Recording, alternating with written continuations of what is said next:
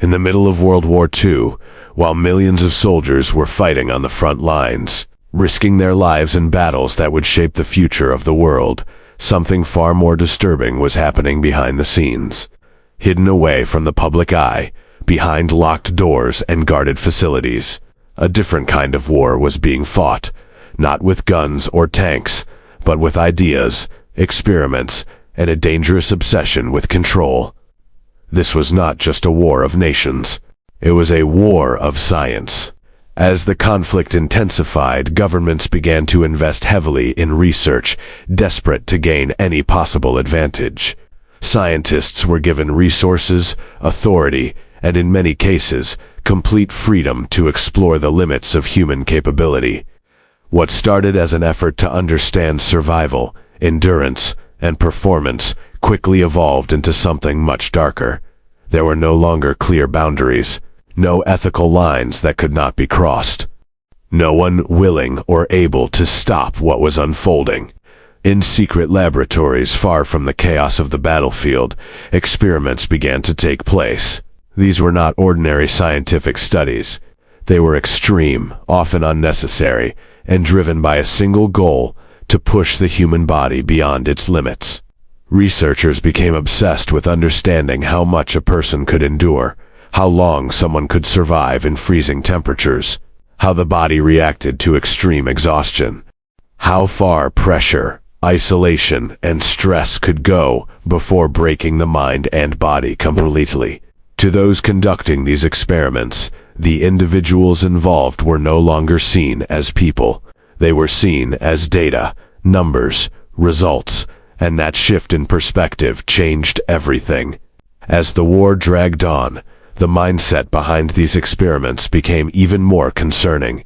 It was no longer just about survival or defense. It became about control. Control over the human body. Control over nature. Control over life itself. Some scientists truly believed they were pioneers, pushing humanity forward, unlocking secrets that could redefine what it meant to be human. Others knew exactly what they were doing, but convinced themselves it was necessary for the greater good. But regardless of intention, the outcome was the same. The line between science and cruelty began to disappear. Experiments were no longer designed to help people. They were designed to test limits, to break barriers, to answer questions that perhaps should have never been asked in the first place. At the same time, strange and often unbelievable projects began to emerge. There were attempts to create stronger, more resilient soldiers, efforts to find ways to keep individuals awake and functional for days without rest. Ideas that sounded more like fiction than reality, yet were taken seriously in the desperate atmosphere of war. Some of these projects focused on chemicals and substances, exploring how they could alter human performance. Others looked into psychological endurance, testing how much mental strain a person could withstand before collapsing. And while many of these experiments failed to produce useful results, they continued anyway. Because by that point, stopping was no longer part of the equation. Science had lost its original purpose. It was no longer about discovery or improvement. It had become a tool, a weapon shaped by pressure, fear, and ambition. Leaders demanded results. Faster, stronger, more effective outcomes. And under that pressure, scientists began to justify actions that, under any other circumstances, would have been unthinkable. They told themselves it was for their country, that it would help end the war sooner, that history would understand. But history does not forget. Not everyone involved directly participated in these experiments. Many stood on the edges of this hidden world: assistants, workers, guards, individuals who witnessed fragments of what was happening. They heard things, saw things, understood more than they admitted, and yet most remained silent.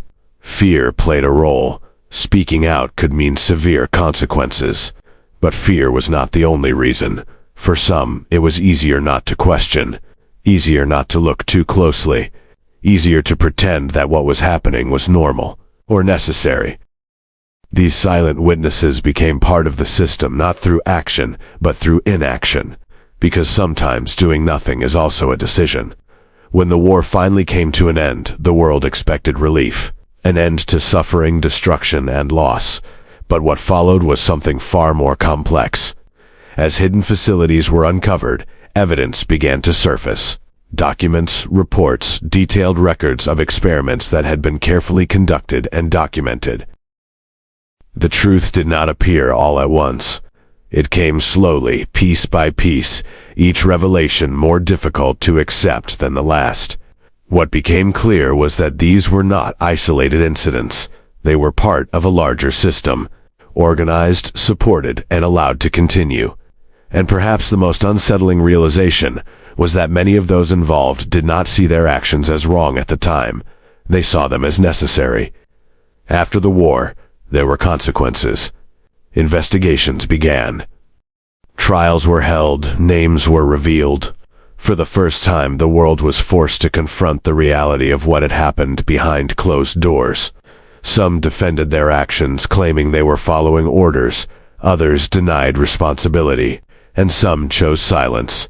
But regardless of their responses, the impact of these events could not be undone. They forced humanity to ask difficult questions.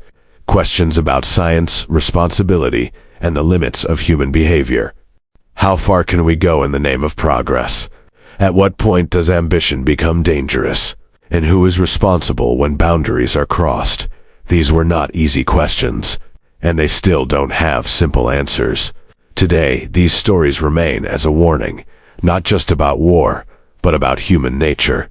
Because the most dangerous moments in history do not begin with violence. They begin with small decisions, with compromises, with the belief that certain actions are justified under certain circumstances. And once those lines are crossed, it becomes easier to cross them again. The experiments conducted during this time serve as a reminder of how powerful science can be, and how dangerous it becomes when it is no longer guided by ethics. They remind us that knowledge without responsibility can lead to consequences that last far beyond any war. And perhaps most importantly, they remind us that even in the darkest moments, the choices we make define who we are. Because in the end, history is not just a record of what happened. It is a reflection of the decisions that led us there. And even today, many of these stories remain hidden in the shadows of history. What you've heard here is only a small part of what truly happened during World War II, and there is still much more to uncover. Because some secrets were never meant to be found, and some truths are still waiting to be told. If you found this story interesting, type part 2 in the comments.